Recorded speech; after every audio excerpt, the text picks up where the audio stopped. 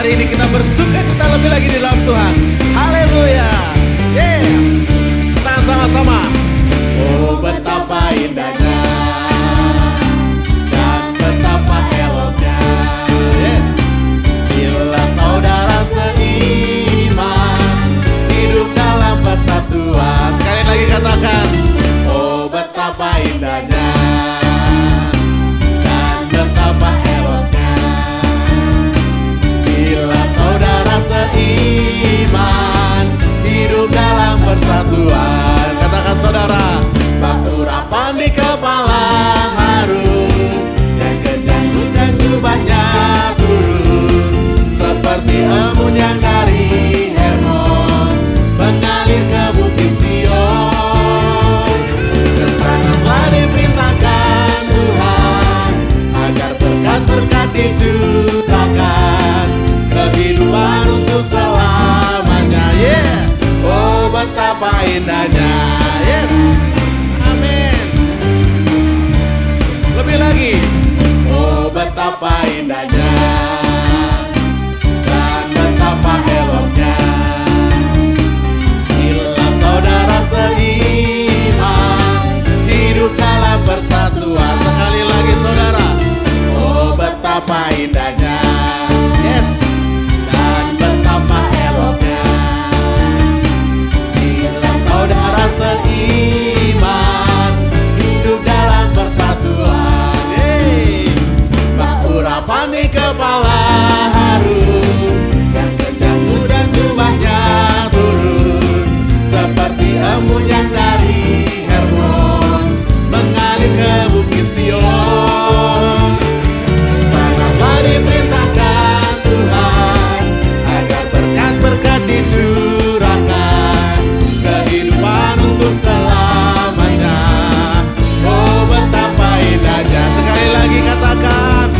Urapan di kepala Harun, dan kejanggut dan jubahnya turun, seperti embun yang dari Hermon mengalir ke bukit Sion. Kesananlah diperintahkan Tuhan, agar berkat-berkat dicurahkan, kehidupan untuk selamanya. Oh betapa indahnya. Oh betapa. Oh betapa indahnya. Sekali lagi katakan. Oh betapa indahnya. Haleluya. Berikan tepuk tangan yang paling luar biasa buat Tuhan kita. Haleluya. Shalom Bapak Ibu Saudara yang dikasihi Tuhan, dimanapun Anda berada. Tidak terasa saudara, kita sudah masuk di ibadah akhir tahun 2020 dalam keadaan yang sehat semuanya. Amin saudara. Amin. Dan saya percaya Bapak Ibu Saudara, hari-hari ke depan, bahkan di tahun ke depan, Tuhan akan tetap jaga kehidupan kita, dan kita akan tetap sehat dalam perlindungan Tuhan. Amin. Amin. Dan di minggu yang keempat ini kita akan terus bergerak bersama Tuhan dengan tema kunci pertumbuhan rohani di masa sukar. Sekali lagi katakan sama-sama, kunci pertumbuhan rohani di masa sukar. Siap saudara? Siap. Bilang kanan kirinya, saya siap. Haleluya. Mari sama-sama kita puji sembah Tuhan. Saya undang membangkit berdiri Bapak Ibu Saudara, karena Tuhan kita adalah Tuhan yang hebat. Haleluya. Terima kasih Tuhan. Hey.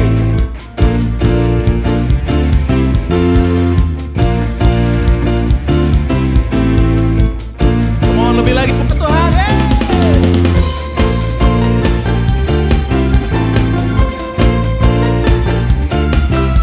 Terima kasih Tuhan.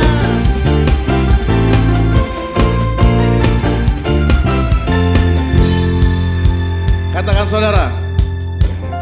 Kau yang hidup di dalamku, Yes. menjadikanku lebih dari pemenang. Seluruh bumi. Seluruh bumi tinggikan namamu, menyatakan kebesaran dan keagunganmu. Yesus, Yesus,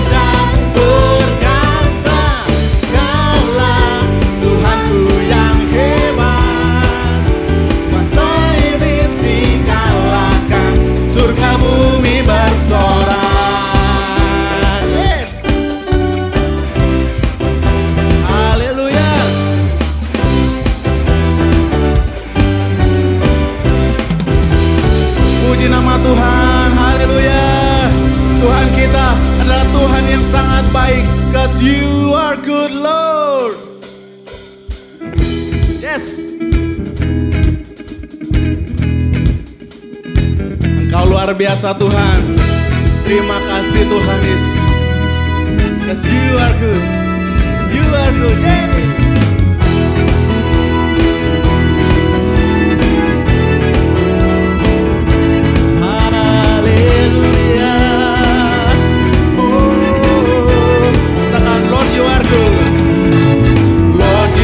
Good and your mercy endureth forever. Lord, you are good. Yes. Your mercy endureth forever. People from every nation. People from every nation and from generation to generation. Yes. Katakan haleluya. Hallelujah, hallelujah. We worship you for who you are. We worship you. We worship you. Hallelujah, hallelujah. We worship you for who you are. Katakan saudara, You are good. yeah.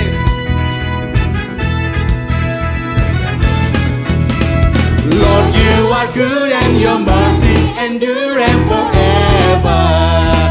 Katakan saudara, Lord, you are good and your mercy endureth forever.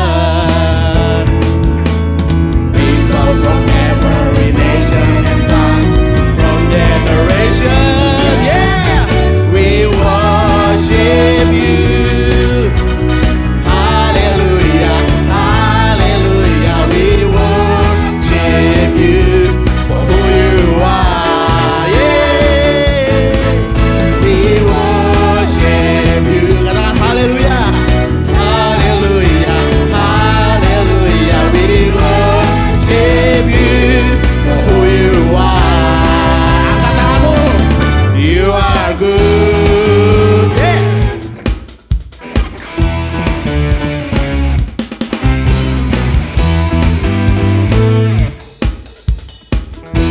Katakan saudara, You are good all the time, all the time. You are good, you are good all the time, all the time. sekali lagi saudara katakan. You are good all the time, all the time. You are good, you are good all the time, and all the time. Katakan people. People from every nation and from generation to generation worship you. Haleluya. Hallelujah, hallelujah. We worship you for who you are. Yes, we worship you. Hallelujah, hallelujah. For who you are. Katakan for who you are. For who you are, for who you are, for who you are, and you are good, and you are good. Haleluya. Haleluya. Haleluya. Terima kasih. Terima kasih Tuhan Yesus. Haleluya. Mari kita sembah Dia saudara. Kita gunakan waktu-waktu ini untuk memuji menyembah Dia lebih sungguh lagi.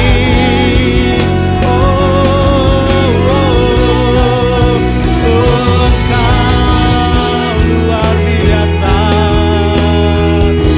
Engkau luar biasa Tuhan.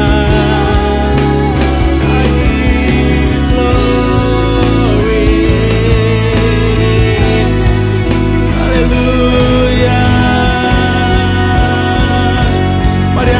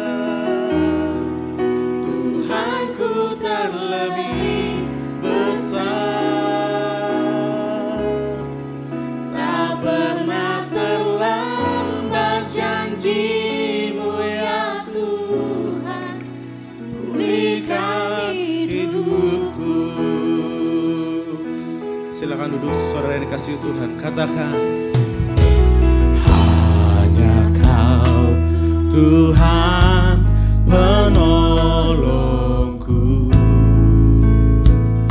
Yesus Tuhan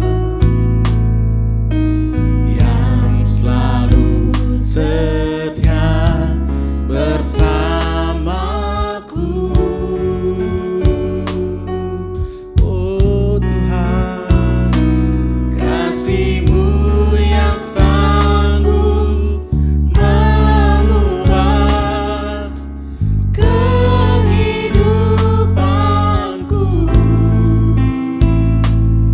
Sungguh ku berserah, sungguh ku mari angkat tangan bersama-sama katakan, Kuasa-Mu terlebih besar, Tuhanku terlebih besar. imani saudara lagu ini.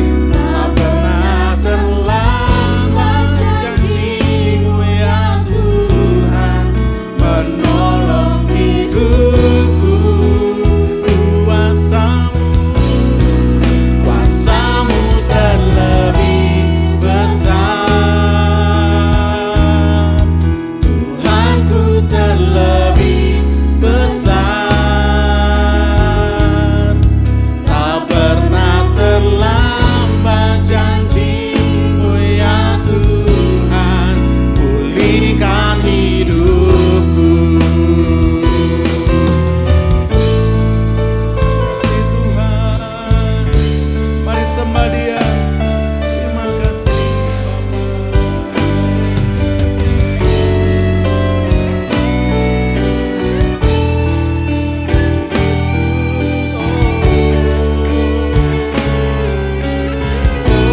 Oh, mari katakan, ku percaya. Ku percaya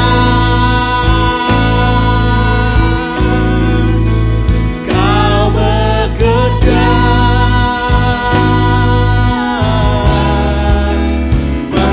mendatangkan kebaikan di hidupku. Ku percaya. Amin Tuhan Yesus. Terima kasih Bapa. Kau bekerja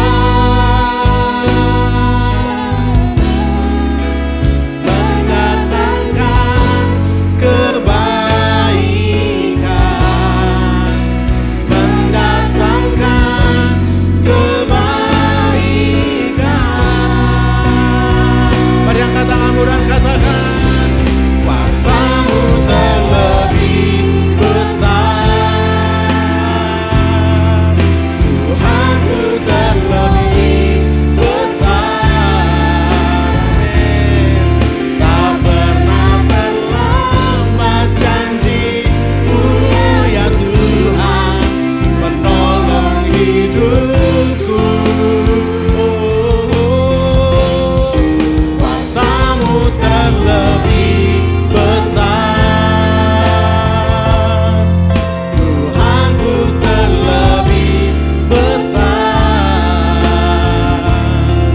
Tak pernah terlambat janji-Mu ya Tuhan, pulihkan hidupku. Tak pernah terlambat janji-Mu ya Tuhan, pulihkan hidupku. sekali lagi katakan, Tak pernah terlambat janji-Mu ya Tuhan, pulihkan hidupku. haleluya, haleluya, haleluya, haleluya, haleluya, haleluya, haleluya, haleluya. Kami percaya janji-Mu ya dan amin. Amin, amin. Engkau adalah jawaban atas doa kami Tuhan. Engkau adalah sumber kemenangan kami Tuhan. Haleluya. Terima kasih Bapa. Terima kasih Tuhan Yesus. Kami percaya Tuhan, ketika kami menaruh pengharapan kami di dalam Engkau, ada kekuatan yang baru, ada kemenangan, dan ada solusi atas kehidupan kami. Kami gak perlu takut, kami gak perlu khawatir, karena selalu ada jaminan di dalam Engkau Tuhan Yesus. Terima kasih Bapa, terima kasih Tuhan Yesus. Kami bersyukur Tuhan, biarlah Engkau terus bekerja di dalam kehidupan kami. Terima kasih Bapa. Dan di dalam nama Tuhan Yesus Kristus, setiap kita yang sudah berdoa dan mengucap syukur, sama-sama kita katakan amin. Haleluya. Berikan tepuk tangan buat Tuhan kita saudara. Haleluya. Dan saat ini mari kita sama-sama mendengarkan dan menyaksikan beberapa pengumuman berikut ini, dan Tuhan Yesus memberkati kita semua. Haleluya.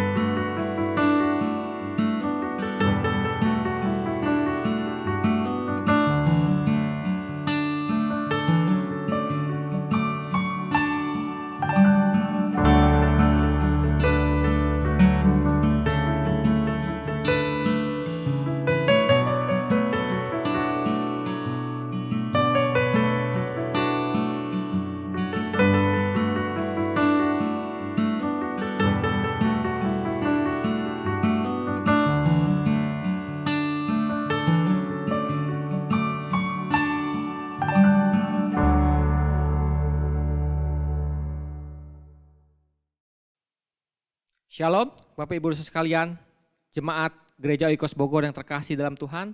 Apa kabarnya hari ini? Saya percaya Ibu Bapak sekalian dalam keadaan sehat, dalam keadaan sukacita, dan saya percaya juga di penghujung tahun 2020 ini, Bapak Ibu sekalian tetap dalam kondisi sehat, dalam kondisi tetap dalam pelindungan penyertaan Tuhan yang luar biasa. Dan rasanya saya juga belum terlambat untuk mengucapkan selamat Natal untuk Bapak Ibu sekalian. Kita baru saja merayakan Natal tanggal 25 Desember. Kami percaya meskipun mungkin perayaan Natal kita tahun ini ada perayaan Natal yang mungkin sangat sederhana. Kita belum bisa beribadah dalam tatap muka. Kita hanya bisa beribadah dalam ibadah online. Tapi kami percaya sukacita Natal tetap ada dalam Bapak Ibu sekalian. Amin Bapak Ibu sekalian. Nah di minggu keempat ini saya ingin menyampaikan tema khotbah kita tentang kunci pertumbuhan rohani di masa sukar, yaitu tentang kunci pertumbuhan rohani di masa sukar. Kita akan baca ayat penuntunnya terlebih dahulu, yaitu di Kisah Para Rasul 2 ayat 42 sampai 47. Kalau Ibu Bapak Ibu sekalian sudah mempersiapkan Alkitabnya ataupun mungkin bisa mengikuti di layar yang Ibu Bapak sekalian lihat di dalam ibadah online ini, kita bisa baca bersama-sama dari ayat 42 sampai ayat 47. Oke, siap Bapak Ibu sekalian? Saya akan bacakan di ayat 42, mereka bertekun dalam pengajaran rasul-rasul dan dalam persekutuan dan mereka selalu berkumpul untuk memecahkan roti dan berdoa. Maka ketakutanlah mereka semua. Sedang rasul-rasul itu mengadakan banyak mujizat dan tanda. Dan semua orang yang telah menjadi percaya tetap bersatu. Dan segala kepunyaan mereka adalah kepunyaan bersama. Dan selalu ada dari mereka yang menjual harta miliknya, lalu membagi-bagikannya kepada semua orang sesuai dengan keperluan masing-masing. Dengan bertekun dan dengan sehati mereka berkumpul tiap-tiap hari dalam bait Allah. Mereka memecahkan roti di rumah masing-masing secara bergilir dan makan bersama-sama dengan gembira dan dengan tulus hati sambil memuji Allah. Dan mereka disukai semua orang dan tiap-tiap hari Tuhan menambah jumlah mereka dengan orang yang diselamatkan. Haleluya. Minggu ini kita akan belajar dari Kisah Para Rasul, di mana perikop di Kisah Para Rasul 2 ayat 42 sampai 47 itu yaitu tentang jemaat mula-mula. Nah, yang jadi pertanyaan, kenapa kita harus tetap bertumbuh kerohanian kita di masa-masa sukar seperti saat ini? Dan sebelumnya saya akan mengajak Bapak Ibu sekalian untuk membaca ayat di 2 Timotius 3 ayat 1 sampai 5. Yang saya mau katakan, ada apa sih sebenarnya di masa-masa sukar seperti saat ini? Atau apa yang akan terjadi di saat kita akan memasuki yang namanya masa-masa sukar? Saya akan bacakan di ayat 2 Timotius 3 ayat 1 sampai 5. Keadaan manusia pada akhir zaman, judul perikopnya. Ketahuilah bahwa pada hari-hari terakhir akan datang masa yang sukar. Manusia akan mencintai dirinya sendiri dan menjadi hamba uang. Mereka akan membual dan menyombongkan diri. Mereka akan menjadi pemfitnah. Mereka akan berontak terhadap orang tua dan tidak tahu berterima kasih. Tidak memperdulikan agama, tidak tahu mengasihi, tidak mau berdamai, suka menjelekkan orang, tidak dapat mengekang diri, garang, tidak suka yang baik, suka mengkhianat, tidak berpikir panjang, berlagak tahu, lebih menuruti hawa nafsu daripada menuruti Allah. Ayat 5-nya, secara lahiriah mereka menjalankan ibadah mereka, tetapi pada hakikatnya mereka memungkiri kekuatannya. Jauhilah mereka itu. Nah, yang ingin saya mau katakan yaitu sebelum kita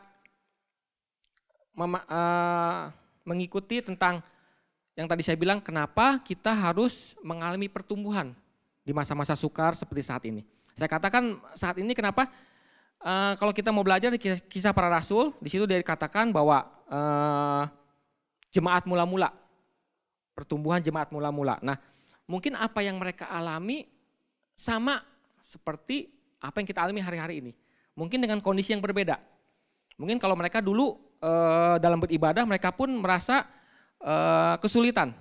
Karena mereka mungkin dikejar-kejar oleh bangsa Yahudi, mereka kesulitan dalam beribadah, dalam bertemu dengan saudara seiman mereka. Nah mungkin hari-hari ini kita pun mengalami.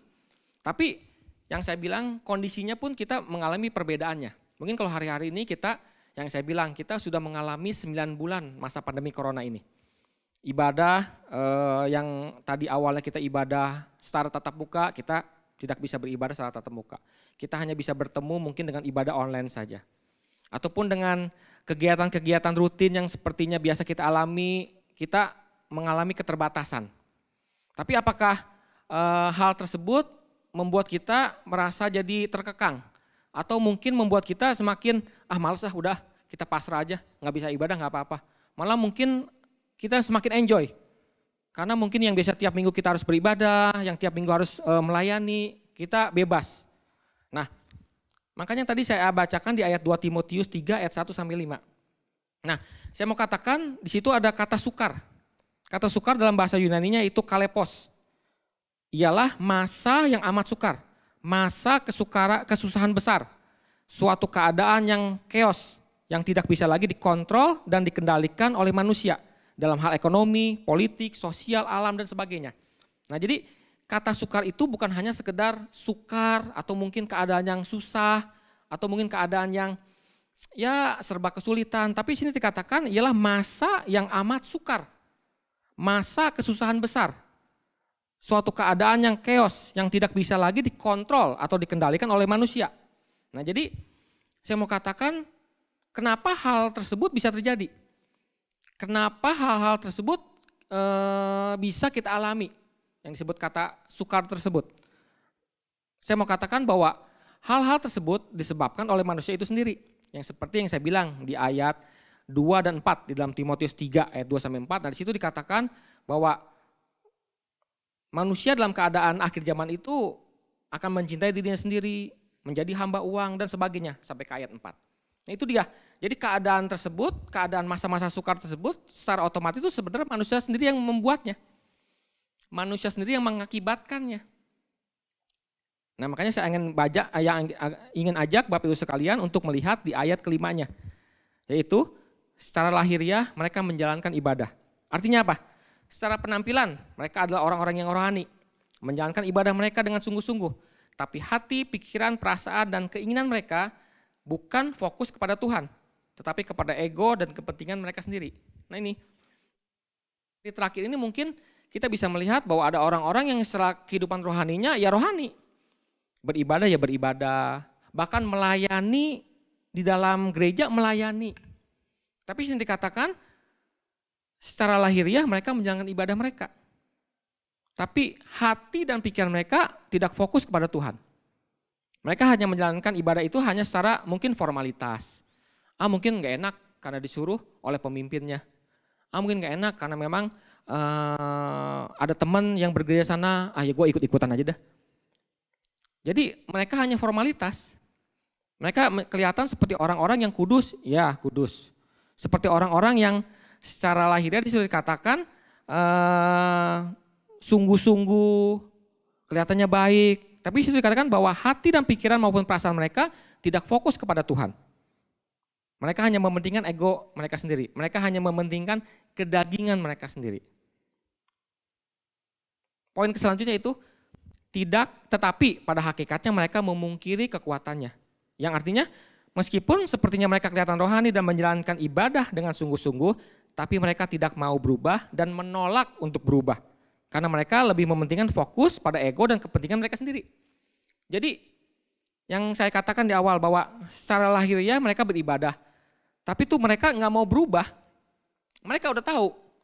Dalam arti kata mungkin saya ilustrasikan mereka tuh seperti pakai topeng. Pakai topeng yang kelihatannya manis, yang kelihatannya baik gitu kan. Tapi yang tadi saya bilang bahwa hati mereka, perasaan mereka, keinginan mereka enggak fokus sama Tuhan. Dan mereka tidak mau berubah, bahkan menolak untuk berubah.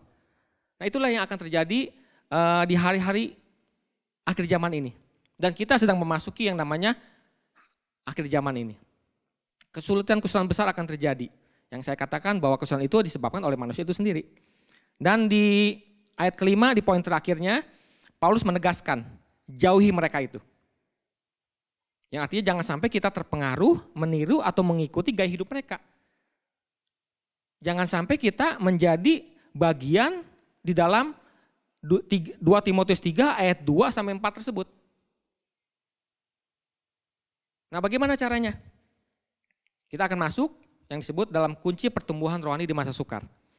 Jadi poin dari hal tersebut yaitu bahwa di saat kita memasuki masa-masa sukar, di saat kita memasuki yang namanya keadaan sulit itu, kita harus tetap bertahan dalam iman kita. Kita harus tetap teguh, kuat dalam iman kita. Jangan kita menjadi bagian atau orang yang ada di dalam 2 Timotius 3 ayat 2 sampai 4 tersebut. Bagaimana caranya? Ini yang akan kita bahas dalam kunci pertumbuhan rohani di masa sukar. Mungkin ada 4 poin yang ingin saya sampaikan. Dan gampangnya mungkin saya biasa sebut dengan, kalau di gereja kami kita sebut dengan up in out. Lebih gampangnya. Up, in, out. Up ke atas, in buat diri kita sendiri, out keluar. Sini ada 4 poin. 1 up, 2 in, 1 out. Ya. Saya akan bahas satu persatu untuk Bapak Ibu sekalian. Yang pertama yaitu up. Yang pertama, belajar firman Allah secara lebih mendalam. Disebutkan di ayat 42 di situ. Belajar firman Allah secara lebih mendalam. Maksudnya apa? Contohnya seperti apa? Kita saat teduh. Kita ada mesbah doa di keluarga kita. Nah, itu juga yang mungkin seringkali gereja kami selalu mengingatkan. Hamba-hamba Tuhan yang mungkin bahkan mungkin penatua kami di sini selalu mengingatkan di dalam khotbahnya bahwa saat teduh, mesbah doa, disiplin rohani harus terus kita tingkatkan. Kenapa tersebut? Karena saya mau katakan disiplin rohani itu adalah pondasi yang paling utama dalam pertumbuhan iman kita. Mungkin kalau misalnya Bapak Ibu sekalian kita mengilustrasikan bahwa kalau misalnya kita membangun sebuah rumah, yang paling penting apanya? Apa mungkin kita pikirkan tampak luar saja yang mau bagus apa bagaimana, atau mungkin yang kita pikirkan pertama tuh material apa yang akan kita gunakan supaya rumah kita kelihatan mewah. Tapi yang paling pertama-tama pasti orang bangun rumah itu yang dipikirkan adalah fondasinya. Fondasinya tuh harus seperti apa? Fondasinya tuh harus kuat seperti apa? Nah, itu yang paling dipikirkan. Nah, belajar firman Allah secara lebih mendalam saya mau katakan adalah fondasi dasar yang harus dimiliki seorang Kristen. Fondasi dasar yang harus dimiliki sebagai seorang murid Kristus. Kita selalu diingatkan tentang saat teduh kita. Kita selalu diingatkan tentang mesbah doa keluarga kita. Hal-hal tersebut yang harus kita kerjakan hari-hari ini. Bahkan mungkin waktu di awal-awal masa pandemi corona ini kita lebih banyak diam di rumah, lebih banyak mungkin mengurangi segala kegiatan-kegiatan kita. Mungkin saya mau katakan bahwa banyak orang-orang dunia yang sudah frustasi dengan keadaan seperti ini. Bosan di rumah. Gitu kan? Mau keluar ke rumah mungkin ada perasaan takut. Nah, tapi sebagai umat Tuhan, sebagai murid Kristus, di saat-saat seperti ini kita harus lebih banyak membangun keintiman kita dengan Tuhan. Membangun persekutuan kita dengan Tuhan itu lebih intim lagi. Yaitu dengan apa? Yang saya mau katakan tadi, saat teduh pribadi kita. Pembacaan ayat firman Tuhan. Mungkin di beberapa pengumuman yang suka muncul di dalam habis ibadah online ini, kita selalu diingatkan bahwa pembacaan pasal minimal 3 ayat sehari. Minimal. Kalau mau lebih dari 3, mau 5, mau 10 silakan. Tapi minimal 3. Lakukan aja itu setiap hari. 1 tahun pembacaan Alkitab, 1 Alkitab full beres. Dan nanti itu kan terus diulang. Mungkin ada yang bilang, Bapak, aduh saya baca Alkitab nggak ngerti Pak. Apa yang saya baca nggak ngerti. Ya mungkin ada beberapa saat kita baca Alkitab, kita nggak ngerti atau ya saya mau katakan jangan sampai kita memaksakan menafsir Alkitab itu dengan seenak kita sendiri. Jadi kalau mungkin kita pas baca ayat Alkitab itu saat itu tidak kita mengerti, tapi saya percaya di suatu hari Tuhan pasti akan singkapkan. Mungkin melalui ada perkataan dari hamba Tuhan, mungkin ada perkataan dari teman-teman seiman kita, pasti akan Tuhan ungkapkan apa arti yang kita baca itu. Tapi jangan serta-merta kita menafsirkan Alkitab itu dengan seenak kita sendiri. Gitu kan? Nah, dengan apa lagi? Dengan mesbah doa yang harus kita bangun setiap harinya. Dengan bersama-sama dengan keluarga kita. Nah, saya mau katakan bahwa apa sih yang kita pelajari dalam firman Tuhan itu selalu lebih mendalam. Apa hal-hal yang bisa kita dapat dari pembelajaran itu. Nah, Poin pertama itu kita bisa mengenal dan mendalami firman Tuhan dengan benar. Di dalam 2 Timotius 3 ayat 15 itu dikatakan, ingatlah juga bahwa dari kecil engkau sudah mengenal kitab suci yang dapat memberi hikmat kepadamu dan menuntun engkau kepada keselamatan oleh iman kepada Kristus Yesus. Jadi artinya supaya karena firman Tuhan kita memiliki pikiran Kristus. Sehingga kita memiliki hikmat dan iman yang akan terus menuntun kita pada keselamatan dan kemenangan oleh iman kita kepada Kristus. Ketika kita berada di masa sukar. Nah itu poinnya. Jadi yang ingin saya mau katakan, kita harus menyamakan frekuensi tuning kita dengan Tuhan. Pikiran Kristus itu harus kita tangkap. Apa sih yang pengen Tuhan kerjakan dalam kehidupan kita? Apa sih rencana-rencana Tuhan yang ingin Dia kerjakan dalam kehidupan kita? Nah itu harus kita tangkap. Harus kita mengerti. Mengerti lewat mana? Kita mengenal dan mendalami firman Tuhan secara benar. Ada pesan-pesan Tuhan yang situ yang tersirat untuk kehidupan kita. Ada kekuatan yang ingin Tuhan berikan untuk kita menjalani kehidupan kita tuh, apalagi yang saya katakan di masa-masa sukar seperti saat ini. Jadi saat Bapak Ibu sekalian memasuki hal-hal sukar seperti saat ini yang mungkin kita alami, Bapak Ibu sekalian jangan takut. Kita harus punya respon hati yang benar. Kita harus punya respon hati yang lebih memiliki keintiman dengan Tuhan. Itu yang kita harus kerjakan. Nah yang kedua, dari belajar firman Tuhan apa yang kita dapatkan? Untuk mengalami perubahan hidup melalui firman Tuhan tersebut.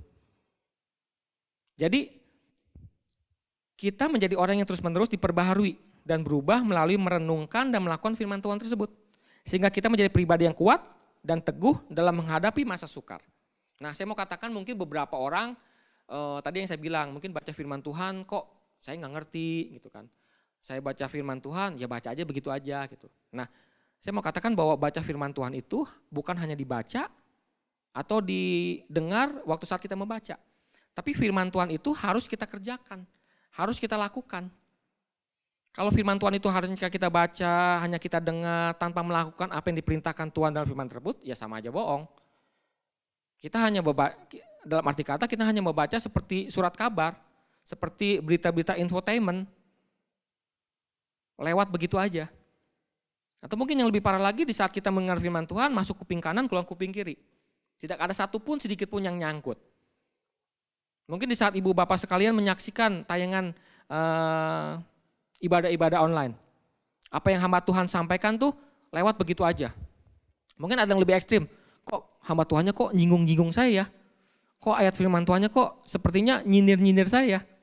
Saya mau katakan enggak ada yang nyindir Bu, Bapak Ibu sekalian. Enggak ada yang namanya menyinggung, menyindir. Di dalam 2 Timotius 3 ayat 16 dikatakan bahwa segala tulisan yang diilhamkan Allah memang bermanfaat untuk mengajar, untuk menyatakan kesalahan, untuk memperbaiki kelakuan, dan untuk mendidik orang dalam kebenaran. Di situ dikatakan bahwa firman Allah itu untuk mengajar, untuk menyatakan kesalahan. Bukan menghakimi loh, menyatakan kesalahan untuk apa? Untuk kita memperbaiki kesalahan-kesalahan tersebut. Untuk apa? Untuk memperbaiki kelakuan kita. Untuk apa lagi? Untuk mendidik orang kebenaran. Nah, jadi nggak ada sedikit pun perkataan firman Tuhan itu atau ayat-ayat firman itu yang nyindir, yang kayaknya kok mengusik kehidupan kita. Nah saya mau katakan bahwa kalau Bapak Ibu sekalian merasa tersentil dari ayat-ayat firman itu, puji Tuhan. Saya mau katakan kenapa puji Tuhan? Bahwa Tuhan masih sayang atas Bapak Ibu sekalian. Tuhan mau berubah. Tuhan mau mungkin ada pertobatan dari sikap kita di saat firman Tuhan itu didengar. Nah jadi dalam belajar firman Tuhan itu, yang pertama belajar firman Allah secara lebih mendalam, yaitu kita bisa mengenal dan mendalami firman Tuhan dengan benar. Yang kedua, untuk mengalami perubahan. Jadi poinnya itu ya apa? Kita harus melakukan, mengerjakan apa yang firman Tuhan perintahkan. Itu goalnya. Nah, hal yang kedua, saya masuk dalam in. Tadi up, sekarang in. Innya ada dua poin. In yang pertama yaitu rajin mengikuti persekutuan. Contohnya ya komsel secara online kalau saat ini. Atau mungkin mengikuti ibadah, pertemuan-pertemuan ibadah secara online. Nah, kalau misalnya kita mau belajar tadi secara yang di dalam Kisah Para Rasul, mereka mungkin lebih apa ya, keadaan-keadaan yang mungkin secara tidak langsung mereka sembunyi-sembunyi. Di saat mereka mengadakan pertemuan-pertemuan, kalau mungkin bahasa sekarangnya ya komsel, atau mungkin oikos di kita. Nah mereka mungkin ada hal-hal yang secara nggak bisa mereka lakukan. Sama seperti saat ini mungkin kita. Kita sekarang memasuki masa-masa pandemi di mana pertemuan-pertemuan secara tatap muka lebih dibatasi. Tapi kita ada teknologi. Ada teknologi di mana kita namanya bisa Zoom, bisa WhatsApp. Banyak teknologi yang bisa kita gunakan. Untuk kita terus ada dalam saya katakan persekutuan atau pertemuan-pertemuan dalam ibadah-ibadah kita. Nah jadi artinya perlu kita ketahui bahwa Allah seringkali berkarya dalam hidup kita melalui persekutuan. Melalui persekutuan setiap orang percaya saling dikuatkan imannya. Nah jadi jangan pernah menyepelekan persekutuan-persekutuan atau komsel-komsel atau pertemuan-pertemuan ibadah yang kita lakukan setiap harinya. Ada orang yang berpikir bahwa malas saya ikut komsel, isinya cuma gitu-gitu aja. Kalau misalnya saya ada makanan, saya datang komsel. Kalau misalnya saya nggak ada makanan, saya nggak akan datang komsel lah. Karena di dalam komsel cuma hahi begitu aja. Sering saya katakan di dalam komsel-komsel yang suka saya lakukan bahwa meskipun mungkin kita dalam pembicaraan di komsel itu tidak sepenuhnya kita harus baca ayat lebih mendalam atau bagaimana. Tapi saya mau pastikan bahwa ada hal-hal yang bisa kita dapatkan di saat kita ada dalam persekutuan tersebut. Di mana kita bisa saling menguatkan, bisa saling mendoakan, bisa saling memberikan masukan-masukan secara rohani dalam kehidupan sesama anggota komsel kita. Dan itu yang bisa kita kerjakan di dalam persekutuan itu. Ibrani 10 ayat 25. Janganlah kita menjauhkan diri dari pertemuan-pertemuan ibadah kita, seperti yang dibiasakan oleh beberapa orang. Tetapi marilah kita saling menasihati dan semakin giat melakukannya menjelang hari Tuhan yang mendekat. Nah itu yang dikatakan dalam Ibrani 10 ayat 25. Bahwa janganlah sampai kita meninggalkan pertemuan-pertemuan ibadah kita. Pertemuan-pertemuan dalam komunitas kita. Apalagi nanti di tahun 2021 kita akan memasuki namanya tahun pemuritan. Di mana kita akan belajar terus dimuridkan, kita akan belajar memuridkan dan dimuridkan di tahun-tahun di 2021 ini. Kita akan terus melakukan seperti itu. Kita akan terus di dalam gereja kami ini kita akan terus kencengin yang namanya pemuritan tersebut. Dalam pemuritan tersebut, dalam komunitas itu kita akan belajar sama-sama. Kita akan mengalami perubahan-perubahan dalam kehidupan kita. Karena apa yang saya katakan bahwa hari-hari ini tanpa pertumbuhan iman kita yang semakin melekat dengan Tuhan, kita nggak akan bisa menghadapi tantangan-tantangan ke depan. Kualitas hubungan keintiman kita dengan Tuhan itu harus semakin ditingkatkan. Nah perubahan tersebut bisa kita dapatkan dari apa? Salah satunya dari pertemuan-pertemuan dalam komunitas kita itu tersebut. Di mana saya katakan tadi di situ kita akan saling mengingatkan, saling menasehati. Nah selanjutnya yang ketiga itu apa? Bersukacita senantiasa di dalam Tuhan. Sebab dalam sukacita ada semangat hidup. Bahkan hati yang bersukacita dapat menjadi obat mujarab dalam menghadapi tekanan hidup. Dalam Amsal 17:22 situ katakan hati yang gembira adalah obat yang manjur, tetapi semangat yang patah mengeringkan tulang. Nah jadi salah satu faktor yang kedua saya katakan yaitu bersukacita. Bersukacita terus dalam Tuhan. Apapun kondisi kita. Ya mungkin saya menyebut ini bukan berarti tuh saya tuh orang yang bebas dari setiap masalah, enggak. Bebas dari setiap tantangan-tantangan kehidupan saya, enggak. Saya pun mengalami yang namanya tantangan hidup, permasalahan dalam kehidupan saya. Hamba Tuhan pun seorang manusia yang tidak luput dari setiap permasalahan pergumulan dalam kehidupannya. Tapi di saat ini saya mau belajar juga. Apa yang saya sampaikan, saya akan belajar untuk diri saya sendiri. Di mana firman Tuhan mengajarkan kita untuk bersukacita senantiasa dalam Tuhan. Ada ucapan syukur yang kita kerjakan dalam kehidupan kita. Nah itu ini yang kedua, itu poin yang ketiga sini. Nah yang hal keempat yang ingin saya sampaikan yaitu saling berbagi terhadap saudara seiman. Disebutkan di ayat 42, 44 maupun 45. Berbagi merupakan bentuk kepedulian dan cinta kasih kita kepada Allah dan sesama. Dalam berbagi kita belajar mengikis keegoisan kita dalam diri kita. Sebab kita menyadari bahwa semua yang kita miliki adalah pemberian Allah. Nah, kita mau belajar saling berbagi. Kita mau belajar untuk menjadi berkat buat orang lain. Karena apa? Di saat kita diberkati, kita harus menjadi berkat buat orang lain. Kita harus menjadi sumber berkat untuk orang-orang yang kita kasihi. Dalam arti kata, di saat kita menerima berkat Tuhan itu, kita jangan menjadi orang yang egois. Bahwa kita, berkat ini buat gue aja dah. Gue gak mau bagi-bagi berkat itu untuk orang lain. Di saat saya menerima keselamatannya dari Tuhan, orang lain bodo amat kalau gak diselamatkan. Nah kita jangan menjadi orang yang egois. Kita harus melatih bahwa diri kita pun harus bisa menjadi berkat untuk orang lain. Mungkin beberapa kita ada punya komunitas, punya apa ya namanya? Mungkin kalau hari-hari ini punya kayak ada komunitas bersepeda, komunitas ada apa lagi? Mungkin kalau dulu-dulu ada kayak seperti klub mobil, gitu kan? Nah, Pak, itu kan bukan orang-orang saudara seiman. Ya nggak apa-apa. Justru di dalam komunitas-komunitas itu kita harus menjadi garam dan terang. Itu maksud dan tujuan Tuhan. Jadilah garam dan terang yang bisa dirasakan orang-orang yang mungkin belum berada dalam Tuhan. Nah, jadi di dalam Galatia 6 ayat 10 dikatakan bahwa karena itu selama masih ada kesempatan bagi kita, marilah kita berbuat baik kepada semua orang. Tetapi terutama kepada kawan-kawan kita seiman. Jadi setelah kita menjadi berkat mungkin untuk kawan-kawan kita seiman, ya selanjutnya kita harus menjadi berkat untuk orang-orang yang mungkin belum di dalam Tuhan.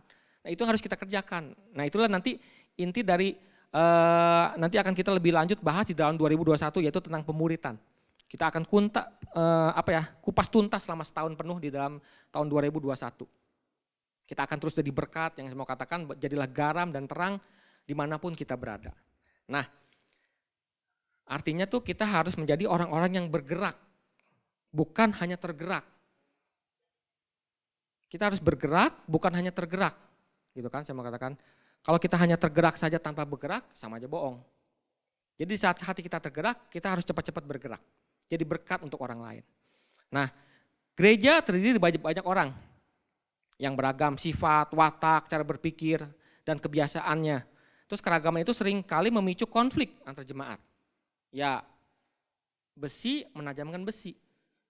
Gitu kan. Saya mau katakan bahwa konflik tersebut, bahwa dari sifat-sifat yang beraneka ragam mungkin tidak semua jemaat di semua gereja sekalipun. Mungkin ada yang suka nyinyir, ada yang suka sirik. Ya makanya dikatakan bahwa keadaan akhir zaman seperti itu. Orang mungkin dalam keadaan kelihatannya rohani, tapi ya mereka masih suka ngomongin orang, mereka masih suka menggosip. Ya tindakan kita apa? Sebagai orang yang lebih percaya kepada Tuhan atau lebih dewasa rohani, ya kita doakan saja mereka. Kita doakan, nggak mau berubah, kita doakan lagi.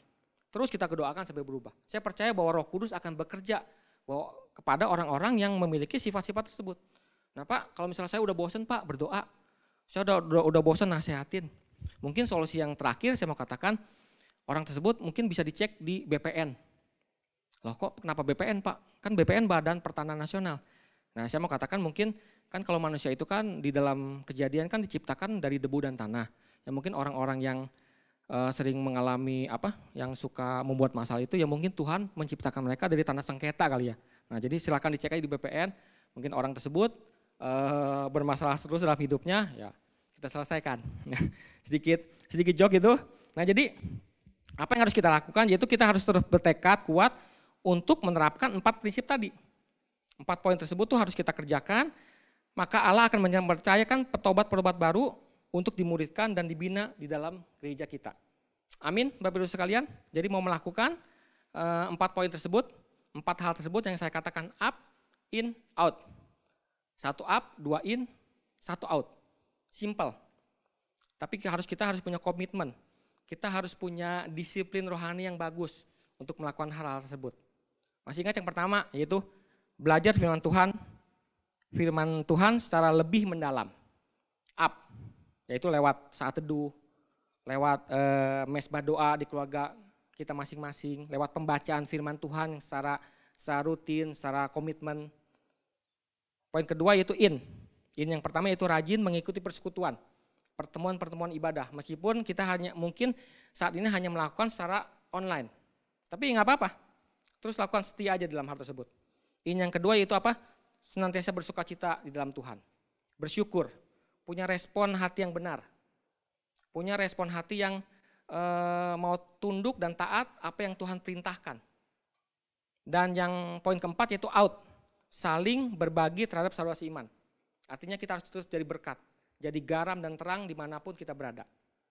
Amin Bapak Ibu sekalian. Nah kalau 4 poin tersebut kita bisa kerjakan, saya percaya bahwa kita menjadi orang-orang yang terus bisa bertumbuh dalam kerohanian kita di masa sukar sekalipun.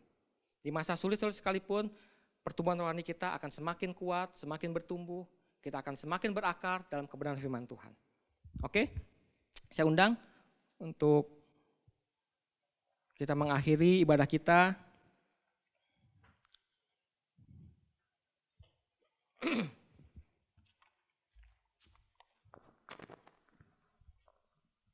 Kita akan menyanyikan sebuah lagu, Lebih Dari Kata.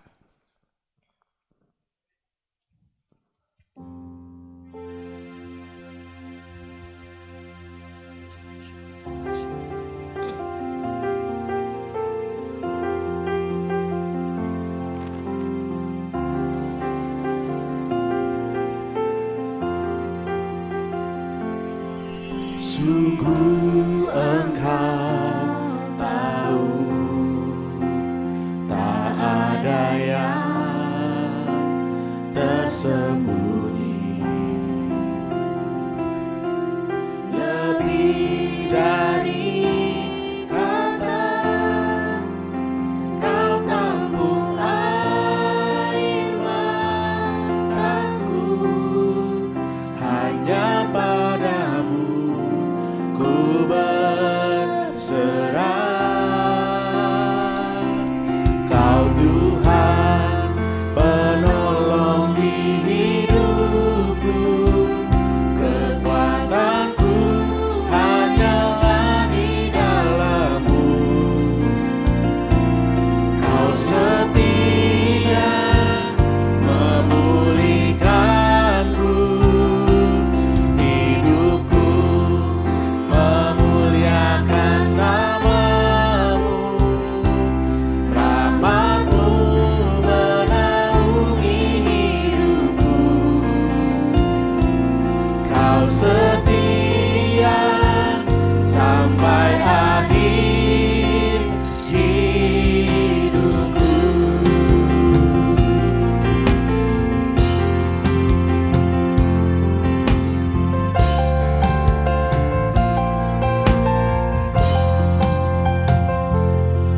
Sungguh engkau tahu, tak ada yang tersembunyi. Lebih dari kata, kau tampung air mataku. Hanya padamu ku berserah. Kau Tuhan menolong di hidupku, kekuatanku hanyalah di dalam-Mu. Kau setia memulihkanku, hidupku memuliakan nama-Mu. Rahmat-Mu menaungi hidupku. Kau setia sampai akhir hidupku.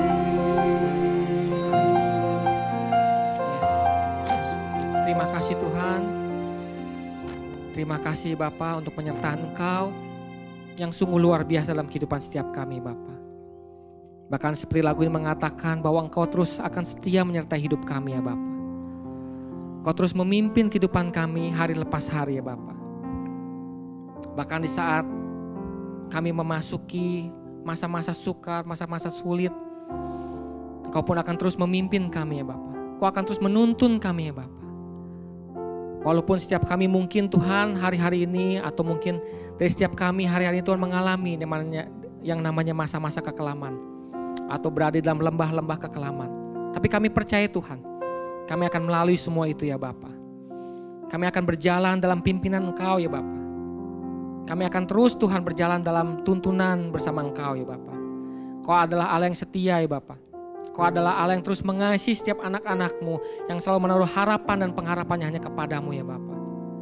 Terima kasih Bapa untuk setiap penyertaan Engkau yang sungguh luar biasa dalam kehidupan setiap kami Bapa hari-hari ini Bapa. Sungguh Tuhan, kami tidak bisa hidup tanpa Engkau ya Bapa. Bahkan hari-hari ini Tuhan, kami hanya bisa menggantungkan hidup kami hanya kepadamu ya Bapa. Ajar setiap kami Tuhan, bahkan jemaat-jemaat-Mu Tuhan, dimanapun mereka berada Tuhan saat ini Bapa, yang sedang menyaksikan Tuhan tayangan ibadah online ini Bapa. Berikan setiap mereka Tuhan hati yang terus melekat kepadamu ya Bapa. Setiap hati yang terus rindu Tuhan untuk hidup dalam persekutuan dengan Engkau ya Bapa. Apa yang menjadi tantangan pergumulan dalam kehidupan mereka, saya mau katakan Tuhan, Engkau tidak akan pernah meninggalkan kehidupan mereka.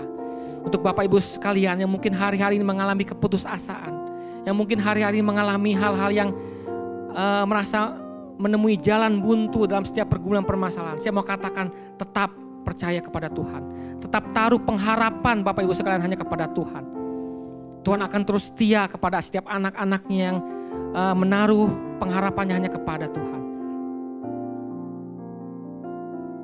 Tuhan akan berikan jalan keluar dari setiap pergumulan permasalahan yang mungkin Anda alami saat ini.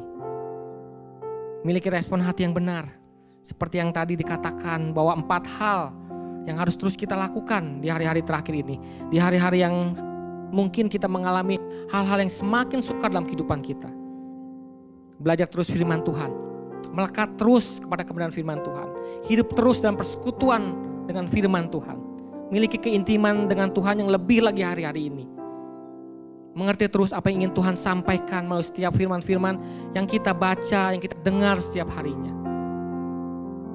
Serahkan semulus pergumulan kita dalam doa-doa kita. Dan pegang terus setiap janji-janji Tuhan yang Tuhan berikan dalam kebenaran firman Tuhan tersebut.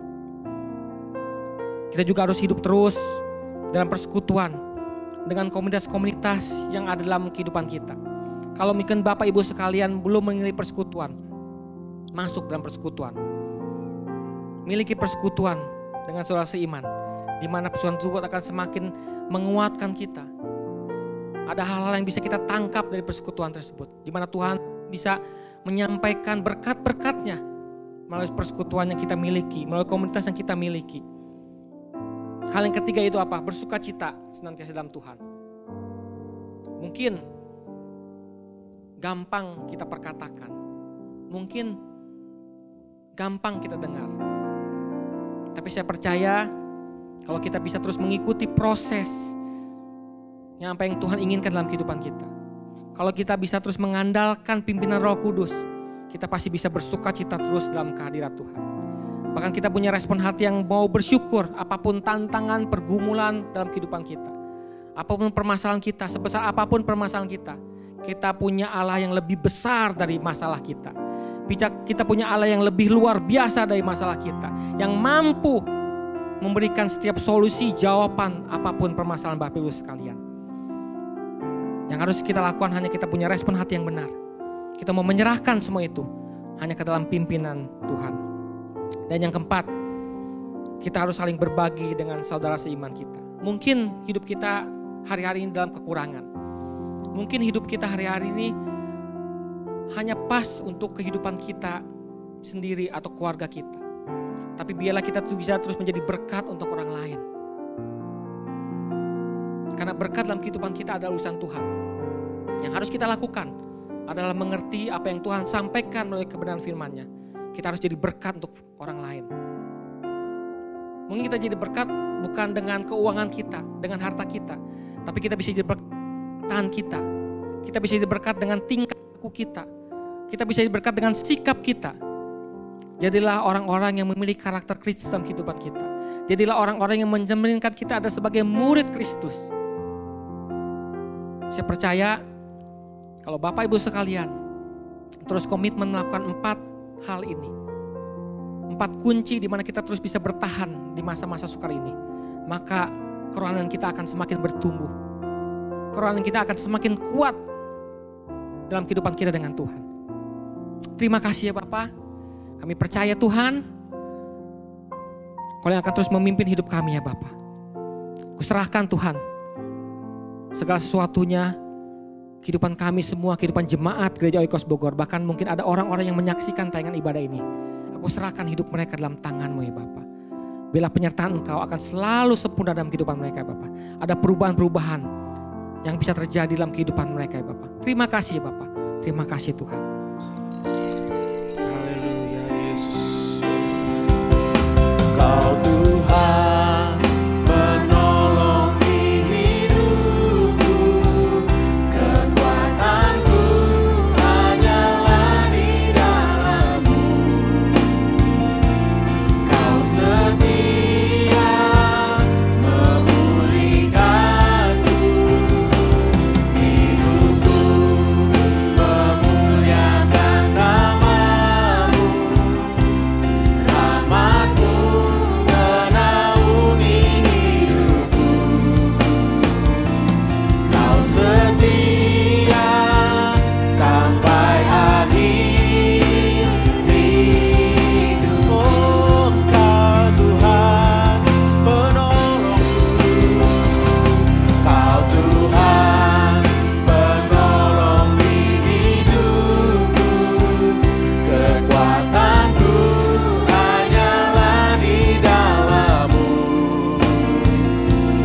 Kau setia memulihkanku, hidupku memuliakan nama-Mu.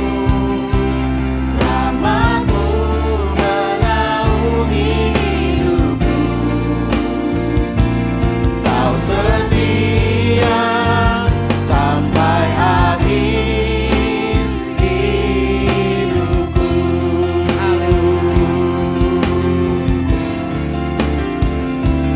Kau setia sampai akhir hidupku. Haleluya Bapak. Terima kasih Tuhan. Haleluya Tuhan. Terima kasih Tuhan. Terima kasih. Hanya di dalam nama Tuhan Yesus Kristus kami telah berdoa, kami telah mengucap syukur. Haleluya Tuhan. Mari sama-sama kita katakan. Amin. Amin. Haleluya. Shalom Bapak Ibu Saudara sekalian. Itulah tadi firman Tuhan yang disampaikan oleh Bapak Pendeta Yuhardi. Bagaimana kita belajar untuk memiliki satu kunci pertumbuhan rohani kita di masa-masa yang sukar seperti ini. Biarlah firman Tuhan ini menjadi berkat buat kita, mengingatkan kita untuk kita terus rohani kita bertumbuh luar biasa meskipun di tengah-tengah masa yang sukar ini. Amin Bapak Ibu Saudara sekalian. Haleluya. Mari kita berdoa Bapak Ibu. Kami bersyukur Tuhan untuk firman-Mu hari ini mengajar kami semua Bapa. Dan biarlah kami mau sungguh-sungguh Tuhan membawa kehidupan keluarga kami Tuhan. Dalam kami membangun rumah tangga kami Tuhan. Biarlah senantiasa kasih karunia-Mu Tuhan yang lebih dari cukup buat kami. Untuk memampukan kami Tuhan membawa kerajaan-Mu Tuhan ada di tengah-tengah kehidupan rumah tangga kami Tuhan. Pernikahan kami Bapa, keluarga kami Tuhan. Dalam kami mendidik anak-anak kami Tuhan. Dalam kami membangun bisnis kami Bapa, pekerjaan kami Tuhan, studi kami Bapa. Bahkan segala sesuatu yang kami usahakan di bumi ini Tuhan, biarlah semuanya berkenan kepadamu Tuhan. Dan kami percaya biarlah semuanya ini sungguh-sungguh menyenangkan hati-Mu Tuhan. Terima kasih Bapa, kami bersyukur untuk semua hal yang Kau kerjakan dalam kehidupan kami Bapa. Dan terlebih Tuhan kami berdoa buat Indonesia Tuhan. Biar Indonesia sungguh-sungguh ada di hati-Mu Tuhan. Kami berdoa terus buat pemerintahan Indonesia. Dari Bapak Presiden, Wakil Presiden, bahkan sampai seluruh jajaran dan aparatur negara yang ada di negara ini Tuhan. Biar mereka semua kompak bersatu Tuhan, dan bisa mengatasi pandemi COVID-19 ini dengan sebaik-baiknya Tuhan. Kami percaya ada banyak damai sejahtera-Mu, sukacita-Mu terjadi atas Indonesia. Indonesia penuh dengan kemuliaan-Mu Tuhan. Dan kami percaya Tuhan, Engkau semakin membawa Indonesia semakin hari semakin diberkati Tuhan. Sehingga Indonesia juga bisa menjadi berkat bagi bangsa-bangsa yang lain Tuhan. Kami bersyukur untuk gereja-Mu, untuk umat-Mu di Indonesia Tuhan, yang terus menerus kami membawa negara ini Tuhan ada di dalam hadirat-Mu Bapa. Kami bersyukur untuk segala yang telah Kau kerjakan atas Indonesia Tuhan. Dan kami percaya Kau belum berhenti atas Indonesia. Karena ada banyak umat-Mu, ada banyak gereja-Mu yang terus berdoa setiap hari Tuhan bagi bangsa ini Bapa. Terima kasih Tuhan, segala kemuliaan-Mu hanya bagi-Mu. Dan terlebih Indonesia penuh dengan kemuliaan-Mu Bapa. Terima kasih Tuhan, kami bersyukur untuk semuanya ini. Dan sebelum kami akhiri ibadah kami hari ini Tuhan, kami mau siapkan hati kami untuk kami terima berkat daripada-Mu Bapa. Mari Bapak Ibu Saudara sekalian, kita angkat kedua tangan kita untuk kita terima berkat daripada Tuhan. Terimalah berkat dari Bapa di surga yang penuh kasih sayang, yang telah memberikan damai sejahteranya dan sukacitanya, bahkan memberikan kesabaran bagi kita semua untuk senantiasa menanti-nantikan Tuhan datang di awan-awan yang permai untuk menjemput kita semua sebagai mempelai-mempelainya di akhir zaman. Dan terimalah berkat juga dari Tuhan Yesus Kristus, kekasih hati kita yang telah memberikan kehidupan yang kekal bagi kita sampai selama-lamanya. Dan terimalah juga berkat dari Roh Kudus yang diam dalam kita, yang selalu menguatkan kita, menghibur kita, mengajar kita, mendidik kita, bahkan mengingatkan kita terus tinggal dalam panggilan Tuhan sampai akhir hidup kita. Dan biarlah kita mau setia di dalamnya, karena Roh Kudus akan menyertai kita sampai selama-lamanya. Di dalam nama Tuhan Yesus kami bisa berdoa, kami bisa mengucap syukur, dan kami bisa terima berkat ini daripada-Mu. Di dalam nama Tuhan Yesus, mari Bapak Ibu Saudara sekalian yang sudah terima berkat ini, sama-sama kita katakan amin, haleluya. Haleluya, haleluya. Puji Tuhan Bapak Ibu Saudara sekalian. Ibadah hari ini biarlah menjadi berkat bagi kita semua. Ikuti terus Bapak Ibu ibadah bersama dengan Gereja Oikos Bogor. Dan nantikan Bapak Ibu, minggu depan kita akan sama-sama mengikuti ibadah awal tahun yang baru, tahun 2021. Kita akan sama-sama merayakan tahun yang baru ini dengan tahun yang penuh dengan antusias dengan Tuhan. Di mana tahun depan bersama dengan Gereja Oikos Bogor, kita ambil tema tahun depan adalah The Year of Discipleship. Biar setiap kita sungguh-sungguh menjadi murid Kristus yang berkenan kepada Tuhan. Segala kemuliaan hanya bagi nama Tuhan. Haleluya. Tuhan semua berkati.